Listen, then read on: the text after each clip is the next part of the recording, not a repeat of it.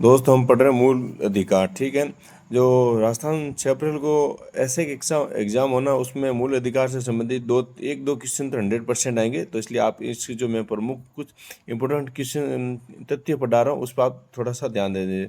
मूल अधिकार, fundamentals right. ठीक है, ये हम लक्ष्मीकांत से पढ़ रहे हैं। ठीक है, संविधान देखो, मूल अधिकार है ना, संविधान के भाग 3, संविधान के भाग 3 के में अनुच्छेद 12 से 35 तक मूल अधिकारों का विवरण है। मूल अधिकारों का विवरण संविधान के भाग 3 में है।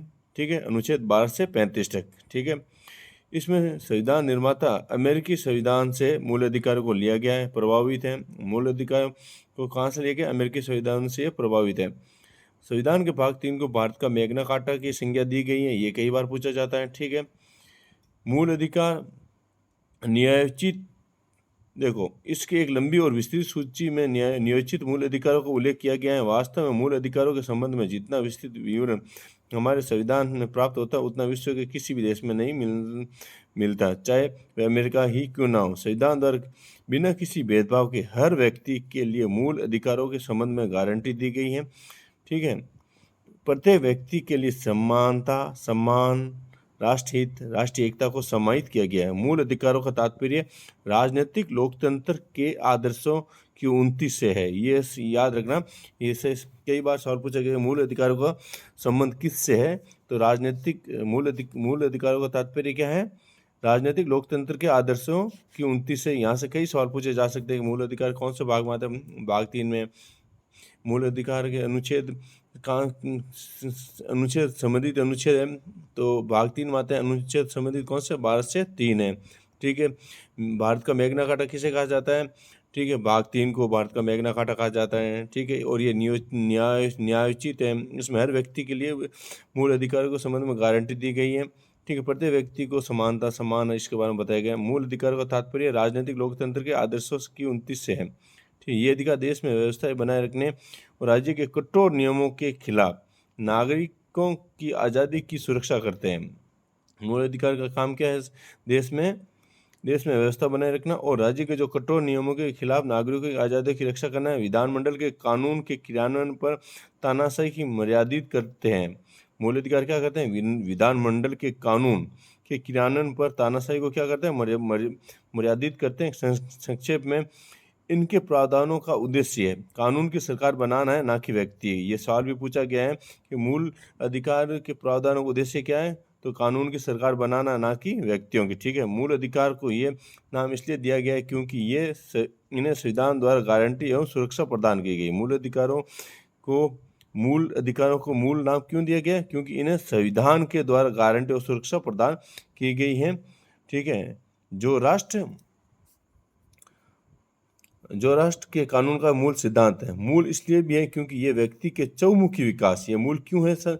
ये मूल इसलिए भी है कि ये व्यक्ति के चहुमुखी विकास, भौतिक, बौद्धिक और नैतिक और आध्यात्मिक के लिए आवश्यक है। मूल रूप में संविधान में 7, देखो मूल रूप में जब संविधान का निर्माण हुआ था उसमें मूल रूप में 7 मूल अधिकारों के बारे में बताया था।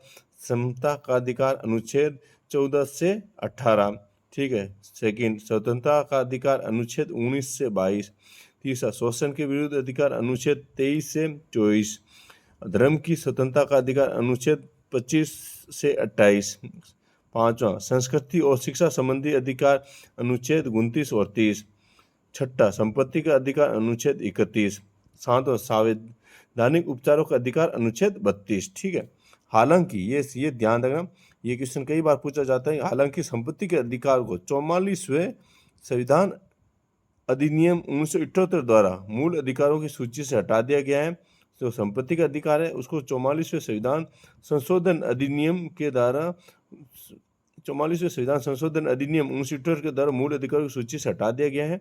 इससे संविधान के भाग, अब है ना, जो संपत्ति के अधिकार को है ना, संविधान के भाग 12 में अनुच्छेद, संपत्ति के अधिकार को भाग 12 में अनुच्छेद 300 के तहत कानूनी अधिकार बनाया गया। अब संपत्ति के अधिकार क्या है साथियों?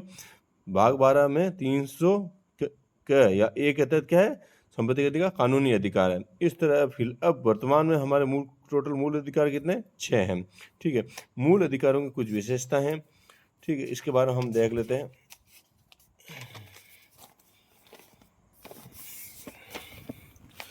मूल अधिकार विशेषता तुम जल्दी जल्दी देख ले। देखो, मूल अधिकार उनमें से कुछ सिर्फ नागरिकों के लिए उपलब्ध, जबकि कुछ अन्य सभी व्यक्तियों के लिए उपलब्ध है। देखो, कुछ तो भारत के नागरिकों के लिए उपलब्ध है, ठीक है, और कुछ है ना सभी व्यक्तियों के लिए उपलब्ध, चाहे वे नागरिक विदेशी लोग हो, कानूनी व्यक्ति हो, जैसे परिषद कंपनियां हो, ठीक है। सेकेंड, जो ये मूल अधिकार ये असीमित नहीं है, क्योंकि इनको वाद योग्य, ये देखो मूल अधिकार असीमित नहीं है और ये वाद योग्य है। राज्य उन पर युक्तियुक्त प्रतिबंध लगा सकता है, हालांकि ये कारण उचित है या नहीं इसका निर्णय अदालत करेगी। देखो, मूल अधिकार असीमित नहीं है, ठीक है, और ये वाद योग्य है। राज्य उन पर युक्तियुक्त प्रतिबंध लगा सकता है, हालांकि इसका कारण उचित है या नहीं इसका निर्णय कौन करेगी? अदालत। ये ध्यान रखना। इस तरह से ये व्यक्तिगत अधिकारों एवं पूरे समाज के बीच संतुलन कायम करते हैं। संतुलन व्यक्तिगत स्वतंत्रता और सामाजिक नियंत्रण के बीच होता है। ये संतुलन किसके बीच में होता है? व्यक्तिगत स्वतंत्रता और सामाजिक नियंत्रण के बीच होता है, ठीक है। इसी प्रकार से इसकी तीसरी विशेषता क्या? कुछ मामलों को छोड़कर इनमें से ज़्यादातर अधिकार राज्य के मनमाने रवैये के खिलाफ है। देखो, कुछ मामलों को छोड़ दिया जाए ना तो इसके जो ज़्यादातर मूल अधिकार दिए गए ये राज्य के मनमाने रवैये के खिलाफ है, राज्य के खिलाफ है, ठीक है। इस तरह इसको कुछ नकारात्मक विशेषताएं क्या इसमें राज्य के प्राधिकारों को सीमित करते हैं, और जबकि इसको सकारात्मक है, व्यक्ति के लिए विशेष सुविधाओं को प्रावधान है, ठीक है। ये पांचवा इसमें क्या, ये न्यायोचित है, व्यक्तियों को अदालत जाने की अनुमति देते हैं जब भी इनका उल्लंघन हो, ठीक है। ये इसकी विशेषता है। छठा, उच्चतम न्यायालय द्वारा गारंटी और सुरक्षा प्रदान की जाती है, ठीक है। छठी इसकी विशेषता क्या? उच्चतम मतलब सुप्रीम कोर्ट के द्वारा गारंटी और सुरक्षा प्रदान की जाती है, हालांकि पीड़ित व्यक्ति सीधे उच्चतम न्यायालय जा सकता है। यह आवश्यक नहीं है कि केवल उच्च न्यायालय के खिलाफ ही वह अपील को लेकर जाया जाए। सातवां, ये स्थायी नहीं है, संसद इनमें कटौती या कमी कर सकती है, लेकिन संशोधन अधिनियम के तहत। देखो, मूल अधिकार स्थायी नहीं है, जो भारत की संसद है इनमें कटौती या कमी कर सकती है, लेकिन ये केवल संविधान संशोधन अधिनियम के तहत ही कर सकती है, ना कि साधारण विधेयक के द्वारा। ये सब मूल ढांचे के ये सब संविधान के मूल ढांचे को प्रभावित किए बिना किया जा सकता है। मूल अधिकारों के संशोधन को अध्याय पढ़ेंगे नहीं। देखो, इसके 8 विशेषता, राष्ट्रीय आपातकाल की सक्रियता के दौरान अनुच्छेद 20 और 21 को प्रत्याभूत अधिकार को छोड़ इन्हें निलंबित किया जा सकता है। मतलब राष्ट्रीय आपातकाल की जब देश में राष्ट्रीय आपातकाल लगा हो तब अनुच्छेद 20 और 21 में प्रत्याभूत अधिकारों को छोड़ इन्हें निलंबित किया जा सकता है। अनुच्छेद 19 में उल्लिखित 6 मूल अधिकारों में तब स्थगित किया जा सकता है, जैसे युद्ध और विदेश आक्रमण के आधार पर राष्ट्रीय आपातकाल की घोषणा की गई हो। सशस्त्र विद्रोह, आंतरिक आपातकाल के आधार पर इन्हें स्थगित नहीं किया जा सकता। राष्ट्रीय आपातकाल के दौरान मूल अधिकारों को निलंबित आदेश होने में अनुच्छेद 31 के संपत्ति आदि के अधिग्रहण और कानून की रक्षा द्वारा इन्हें कार्यान्वित की सीमाएं अनुच्छेद 3 के कुछ अधिनियम और विनियमों को अनुच्छेद 31 क्या बोलता है? कुछ अधिनियमों और विनियमों का विधि मान्यकरण नवी सूची में शामिल किया गया एवं अनुच्छेद 31 कुछ निर्देशिक तत्वों को प्रभावित करने वाली विधियों का व्यावर्ती, ठीक है। देखो, और इसमें ना संसद बलों, अर्धसैनिक बलों, पुलिस बलों, गुप्तचर संस्थाओं, ऐसी ही सेवाओं से संबंधित सेवाओं के क्रियान्वयन पर संसद प्रतिबंध आरोपित कर सकती है, मतलब इनके मूल अधिकारों पर प्रतिबंध आरोपित कर सकती है अनुच्छेद 33 के तहत, ठीक है। अनुच्छेद 33 के तहत जो सशस्त्र बल है, जैसे केंद्र सरकार की पुलिस है या राज्य सरकार की पुलिस है या अर्धसैनिक बल है या सेना है, अर्धसैनिक बल है, पुलिस बल है, गुप्तचर संस्थाएं, ऐसी सेवाओं से संबंधित सेवाओं को क्रियान्वयन पर संसद प्रतिबंध उनके मूल अधिकारों पर प्रतिबंध आरोपित कर सकती है, ठीक है। इसका 11वां विषय, ऐसे इलाकों में भी इसका क्रियान्वयन रोका जा सकता है जहाँ फौजी कानून प्रभावी हो। फौजी कानून का मतलब सैन्य शासन से, जैसे कि मणिपुर में सैन्य शासन लगा था या नागालैंड में सैन्य शासन लगा था, तो वहाँ पे मूल अधिकारों का युक्तियुक्त प्रतिबंध लगाया जा सकता है। सामान्य परिस्थितियों में ये लगाया जा सकता है, ये अनुच्छेद 34 के तहत जहाँ सैन्य शासन लागू हो वहाँ पर मूल अधिकारों प्रतिबंध लगाया जा सकता है। राष्ट्रीय आपातकाल में से ये भिन्न है, ठीक है। इसकी और लास्ट विशेषता है, ज़्यादातर अधिकार स्वतः परिवर्तित हैं, जबकि कुछ को कानून की मदद से प्रभावी बनाया जाता है। ऐसा कानून देश की एकता के लिए संसद द्वारा बनाया जाता है, ना कि विधानमंडल द्वारा। देखो, मूल अधिकारों से संबंधित जो कानून बनाए जाते हैं वह देश की संसद में बनाए जाते हैं, ना कि विधानमंडल के द्वारा, ठीक है। ये एकता बनाए रखते हैं, अनुच्छेद 35, ठीक है। और इसमें ना जो राज्य की जो परिभाषा दी गई है, वह परिभाषा अनुच्छेद 12 भाग 3 के उद्देश्य परिभाषा किया गया है कि राज्य क्या है। राज्य निम्नलिखित शामिल राज्य कार्यकारी विधायी अंगों को संघीय सरकार के क्रियान्वित करने वाली सरकार और भारत की संसद। राज्य सरकार के विधायी अंगों को प्रभावित करने वाले सरकार और राज्य विधानमंडल सभी स्थानीय निकाय अर्थात नगरपालिका, पंचायत, जिला बोर्ड, सुधार न्याय आदि। और फिर क्या है, अन्य सभी निकाय अर्थात वैधानिक या गैर संवैधानिक प्राधिकरण जैसे LIC, ONGC, सेल आदि, ये सभी इस तरह राज्य के विस्तृत रूप से परिभाषित किया गया। मूल अधिकारियों में जो राज्य की जो परिभाषित किया गया वो ध्यान देने, उस पर भी सवाल पूछे जा सकते हैं, ठीक है। अब हम सीधे मूल अधिकार पे पढ़ते हैं, ठीक है। मूल अधिकार समता का अधिकार, ठीक है, अनुच्छेद 14 से 18। इसमें ये विधि के समक्ष समानता एवं विधियों का समान संरक्षण, अनुच्छेद 14। बी धर्म, मूल वंश, लिंग, जन्म स्थान के आधार पर विभेद का प्रतिषेध, अनुच्छेद 15, ठीक है। तो अनुच्छेद 14 के तहत क्या बताया गया है, विधि के समक्ष समानता एवं विधियों का समान संरक्षण, अनुच्छेद 14। अनुच्छेद 15 में क्या बताया गया, अनुच्छेद 14 में ये बताया गया, जबकि अनुच्छेद 15 में धर्म, मूल वंश, लिंग, जन्म स्थान के आधार पर विभेद का प्रतिषेध, मतलब इसका आधार धर्म, किस जाति का कोई व्यक्ति है, उसका मूल वंश क्या है, उसका लिंग क्या है, स्त्री या पुरुष है, जन्म कहाँ हुआ है, इसके आधार पर कि आपने भेदभाव नहीं किया जाएगा, ठीक है। अनुच्छेद 16 में लोक नियोजन के विषय में अवसर की समानता सभी को, अनुच्छेद 16 के तहत अवसर की समानता दी गई। अनुच्छेद 17 में अस्पृश्यता का अंत और उसका आचरण निषेध, ठीक है। अनुच्छेद 18 में सेना या विद्या संबंधी सम्मान के सिवाय सभी उपाधियों पर रोक, जो राजा महाराजा पर नवाबगिन उपाधि लगाते थे उन पर रोक लगा दी गई है, ठीक है।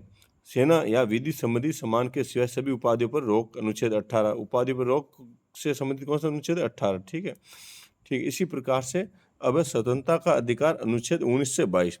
इसमें 6 अधिकारों की सुरक्षा, वाक एवं अभिव्यक्ति की स्वतंत्रता दी गई है, सम्मेलन करने की स्वतंत्रता दी गई है, संघ की स्वतंत्रता दी गई है, संचरण, एक जगह से दूसरी जगह घूमने की स्वतंत्रता दी गई है, निवास, किसी भी है ना भारत में किसी भी स्थान पर निवास करने की स्वतंत्रता दी गई, वर्ती, ठीक है, और व्यवसाय करने की स्वतंत्रता दी गई, अनुच्छेद 19 के तहत, ठीक है। अपराधों के लिए दोष सिद्धि के संबंध में संरक्षण, अपराधों के लिए दोष सिद्धि के संबंध में संरक्षण, अनुच्छेद 20 में, ठीक है। प्राण एवं दैहिक स्वतंत्रता का संरक्षण, अनुच्छेद 21 में। प्राण और दैहिक स्वतंत्रता का संरक्षण किसमें दिया गया, अनुच्छेद 21 में। प्रारंभिक शिक्षा का अधिकार, अनुच्छेद 21A में, ठीक है। कुछ दशाओं में गिरफ्तारी और निरोध से संरक्षण, अनुच्छेद 22 में, ठीक। इसी प्रकार से अब है शोषण के विरुद्ध अधिकार, अनुच्छेद 23 और 24। बलात् श्रम का प्रतिषेध, अनुच्छेद 23 में, मतलब बलात् श्रम है ना, किसी इच्छा के विरुद्ध कराया गया श्रम, उसको रोका गया है, ठीक है, उस पर अपने क्या लगाई गई, रोक लगाई गई है, उस अनुच्छेद 23 में बलात् श्रम पर प्रतिषेध, ठीक है।